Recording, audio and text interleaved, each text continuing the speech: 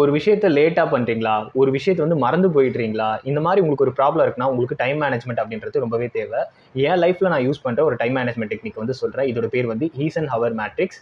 இது யூஸ் பண்ணுறதுனால உங்களால் வந்து குயிக்காகவும் செய்ய முடியும், எதையும் மறக்காமல் வந்து உங்களால் அந்த விஷயத்தை வந்து செஞ்சு முடிக்க முடியும். அதுக்கு முதல்ல நீங்கள் வந்து இந்த சார்ட்டை பாருங்கள். இந்த சார்ட்டில் பார்த்தீங்கன்னா இம்பார்ட்டன்ட் அப்படின்னு சொல்லி ஒரு விஷயம் போட்டிருக்காங்க, அன்இம்பார்ட்டன்ட் அப்படின்னு சொல்லிட்டு ஒரு விஷயத்தை வந்து பிரிச்சுக்கிறாங்க. 4 பாக்ஸாக வந்து பிரிச்சுக்கோங்க.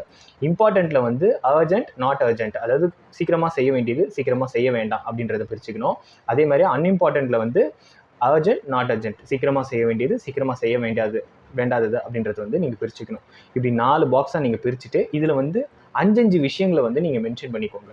ஏன்னா 5 விஷயம் தான் நம்மளால ப்ராக்டிக்கலாக பாசிபிள். ஒரு நாளைக்கு 20 விஷயங்கள் தான் நம்மளால வந்து ப்ராக்டிக்கலாக பாசிபிளாக செய்ய முடியும். அது உங்களோட கெப்பாசிட்டி. நீங்கள் 10 கூட போட்டுக்கலாம். ஆனால் நான் 5 விஷயங்களாக வச்சுப்பேன். ஸோ அர்ஜென்ட்டில் வந்து எது இன்னைக்கு வந்து முக்கியமாக வந்து செஞ்சு முடிக்கணும் அப்படின்றத நீங்கள் எழுதிக்கோங்க. அடுத்து 2வது முக்கியமாக நீங்கள் செய்ய வேண்டிய விஷயத்தை வந்து எழுதிக்கோங்க. அதுக்கடுத்து எனக்கு வந்து ரொம்ப இம்பார்ட்டன்ட்லாம் இல்லைப்பா, ஆனால் இது செய்யணும், குயிக்காக செஞ்சு முடிக்கணுன்றத கீழே இருக்கிற பாக்ஸில் எழுதிக்கோங்க. அதுக்கப்புறமா 4வதாக வந்து இது அர்ஜென்ட்டும் இல்லை, இது லேட்டாகவும் பண்ணிக்கலாம் அப்படின்றத எழுதி வச்சுக்கோங்க.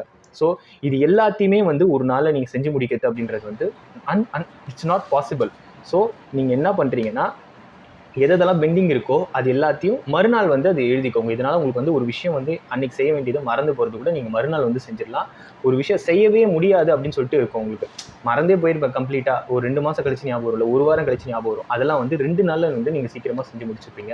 2 நாள் செய்ய வேண்டிய விஷயத்த ஒரே நாள்லேயே செஞ்சு முடிச்சிருப்பீங்க. ஸோ இந்த டெக்னிக் வந்து நீங்கள் உங்கள் லைஃப்பில் வந்து மாஸ்டர் பண்ணிட்டீங்கன்னா உங்களுக்கு வந்து எந்த பிரச்சனையுமே இருக்காது. எல்லா வேலையுமே நீங்கள் வந்து குயிக்காக முடிப்பீங்க.